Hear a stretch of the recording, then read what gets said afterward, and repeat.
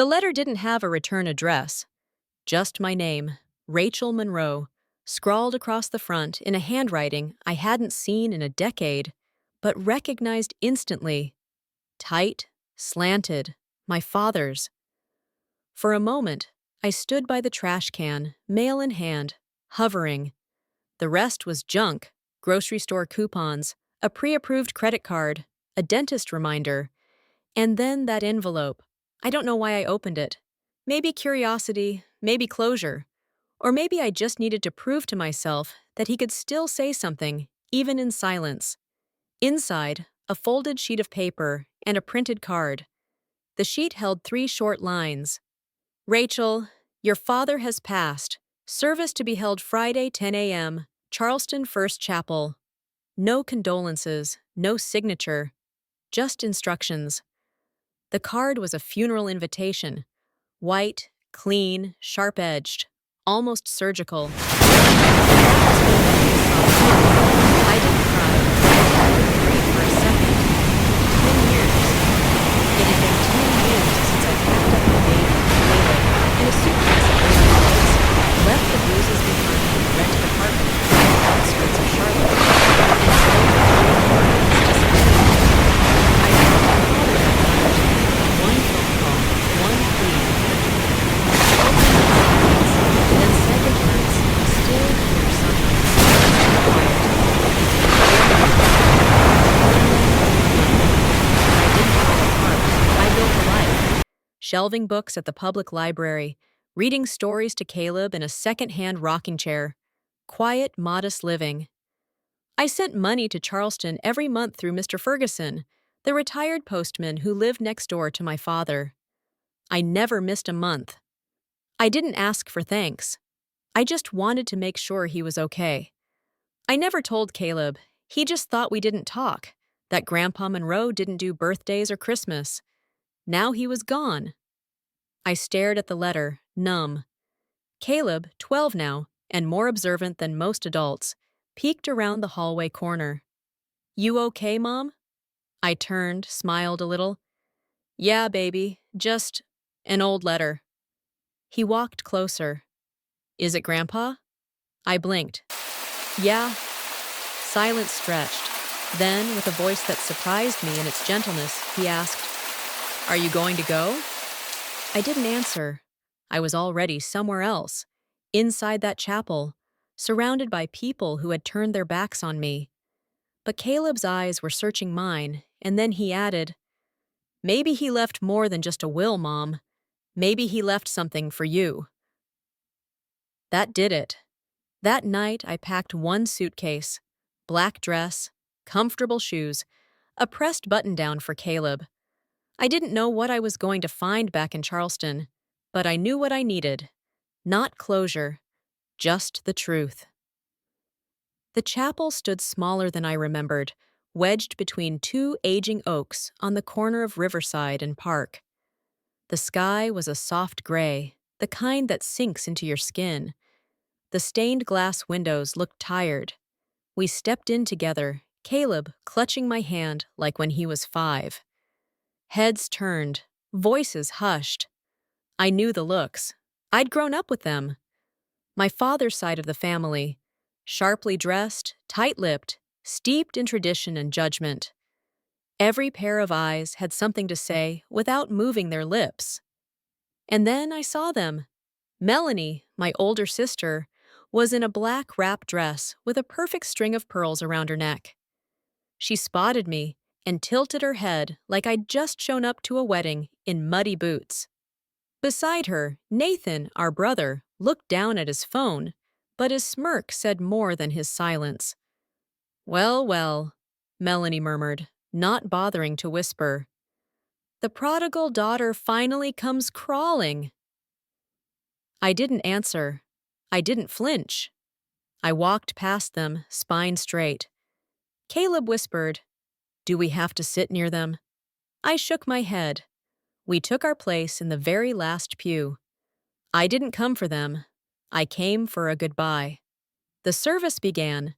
Polished eulogies, empty praise, all about Melanie's sacrifices, Nathan's support, the house they managed, the bills they paid. Not a single word about me. Not a single breath about the daughter who once sat at his feet, listening to stories, who used to trace his calloused fingers with her own. I didn't cry. I couldn't. All those tears had been shed in a tiny apartment with peeling paint and a crying baby. When it ended, people passed by without a glance. Nathan stopped beside me. He leaned down. Didn't think you'd have the guts. I met his stare. Neither did I. He smiled tight. Don't get comfortable. You're not in the story anymore. But that was where he was wrong. I wasn't there to be in the story. I was there to end it. The Moore family home hadn't changed much since I left. Same red brick facade. Same iron gate that stuck if you didn't lift it just right.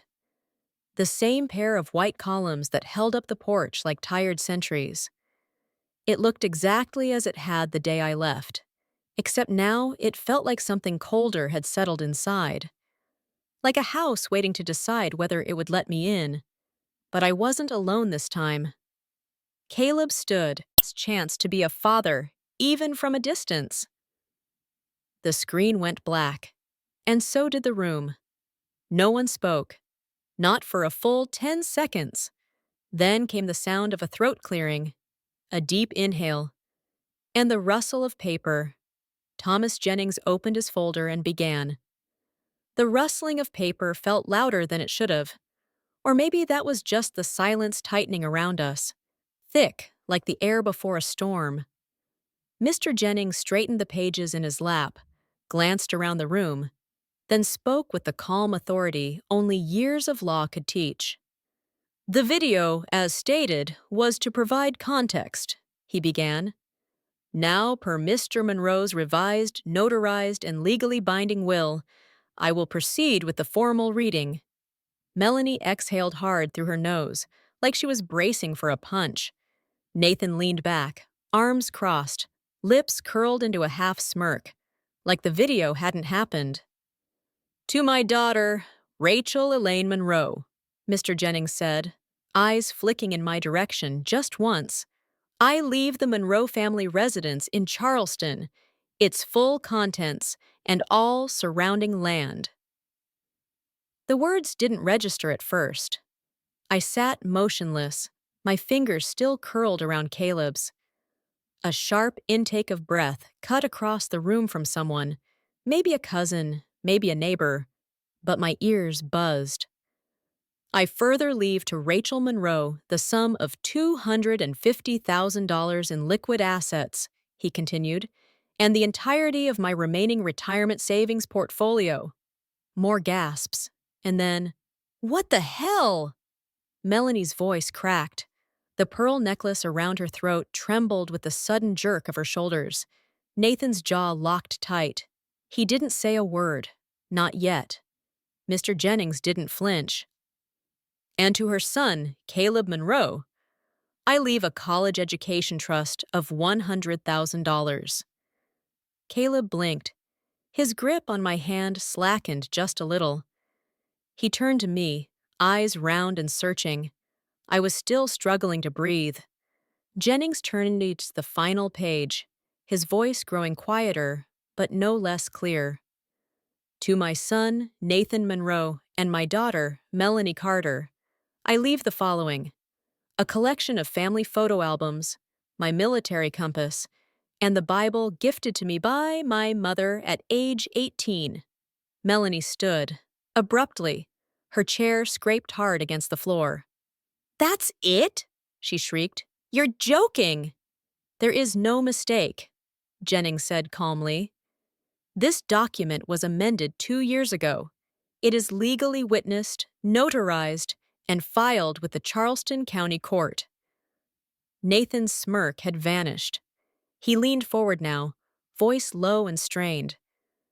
He was sick. He didn't know what he was doing. He knew exactly what he was doing, Mr. Jennings replied, snapping the folder closed with quiet finality. And he left a note, which he asked to be read aloud. I watched Melanie freeze in place, Her mouth twitched, but didn't move. Jennings unfolded a single piece of lined paper, the edges worn soft like it had been handled many times. "Let them remember," he read, "who showed up when it mattered. Let them remember who gave when nothing was asked. This house should belong to the one who never stopped loving it, even when she had every reason to walk away." Melanie's face twisted. Her eyes burned red. "You must have tricked him," she hissed, spinning toward me.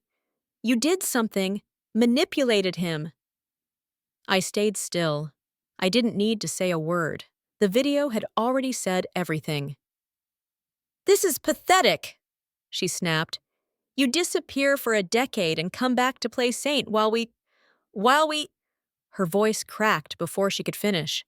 She turned sharply, glass still in hand, and stormed toward the hallway. Nathan hesitated, fists clenched, then followed without another word. And just like that, the room emptied. The tension dissolved like dust in sunlight. A few of the older cousins averted their eyes as they slipped out. One or two offered tight, awkward nods. No one spoke to me directly, not out of anger. This time, it was something else. Shame. I let the silence settle. Caleb leaned into my shoulder again, his body no longer stiff with tension, just tired. Still small enough to seek comfort, old enough to understand the shift that had taken place. "I don't think they expected that," he whispered. "No," I murmured, brushing a hand over his hair. "They didn't." I let him rest there while I breathed in the moment. The soft crackle from the fireplace, the scent of old leather and wood polish, the flickering shadows along the mantel where new light reached spaces long left dark.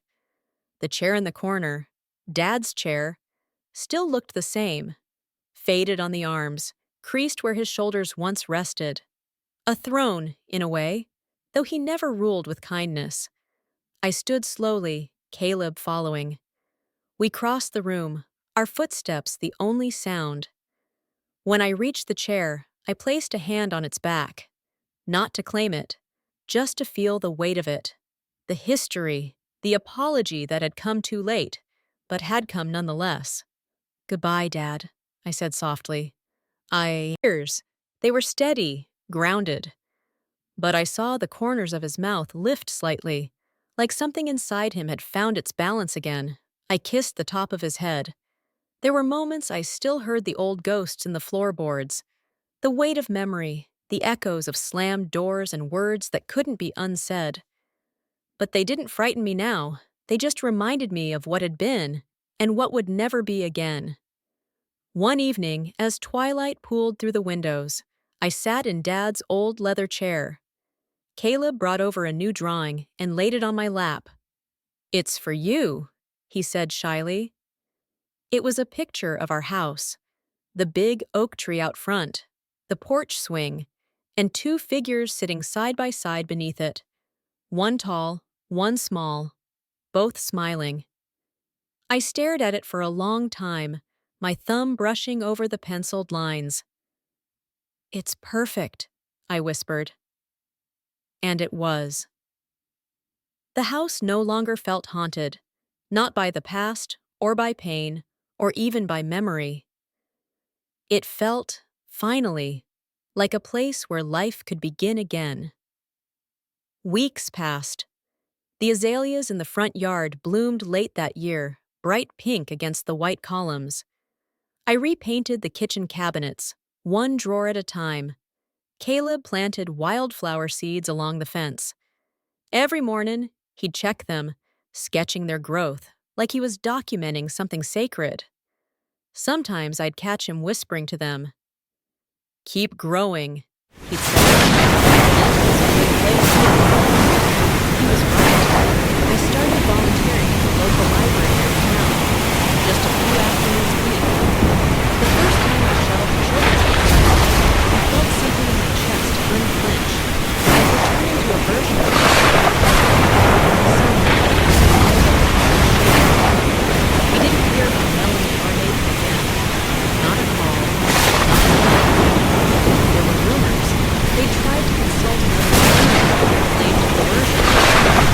second review.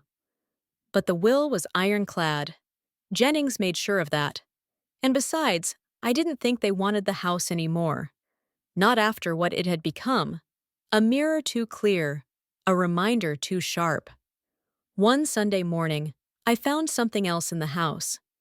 I was cleaning out the hallway closet, the one beneath the stairs, full of old coats and forgotten umbrellas, when I noticed a small wooden box tucked behind a stack of dusty folders.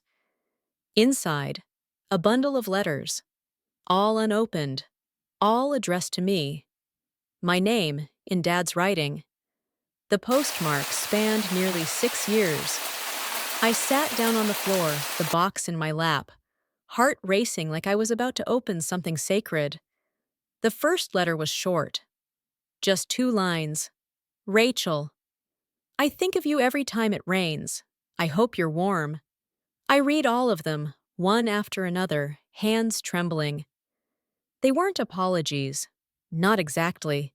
They were fragments, thoughts, confessions he never dared to send. I passed a girl today who looked like you at 16. She was laughing. I forgot what that sounded like. Mr. Ferguson told me Caleb started kindergarten. I wonder if he likes story time. I keep the porch light on sometimes, just in case. Letter after letter. Some had tear stains. One had a pressed flower folded inside. Another, a small drawing, shaky but unmistakably a blue jay. I held them in my lap, stunned. I didn't know what to do with all that unsent love, so I didn't do anything. I just let myself feel it. Spring deepened. The wildflowers bloomed. The sunroom was filled with Caleb's drawings. So many. I had to hang some with string across the window frames. They danced when the breeze came through. He started signing them now. Not just his name, but also mine. Caleb Monroe, son of Rachel. One evening, we sat on the porch swing together. The air was thick with jasmine. Crickets hummed somewhere beyond the fence. He leaned his head against my shoulder and said, "It doesn't feel like their house anymore." "No," I agreed. "It's ours." A long pause. Then he asked, quietly, "Do you miss him?" I didn't answer right away. I thought of the Blue Jay letter, the apology in his eyes, the way his voice cracked when he said, "You protected your child the way I should have protected mine." "Yeah," I finally said. "But I think I missed him a long time ago. Now I think I've let him go." Caleb nodded, like he understood something bigger than I could explain. The sky darkened to that soft velvet blue of Charleston evenings, the kind that feels both infinite and close. A few days later, I went out to the porch and found Caleb standing at the mailbox. He was holding something, a letter. This one had our address on it, written in neat, unfamiliar handwriting. No return name. Just, "To Rachel Monroe and her son." Inside was a single card.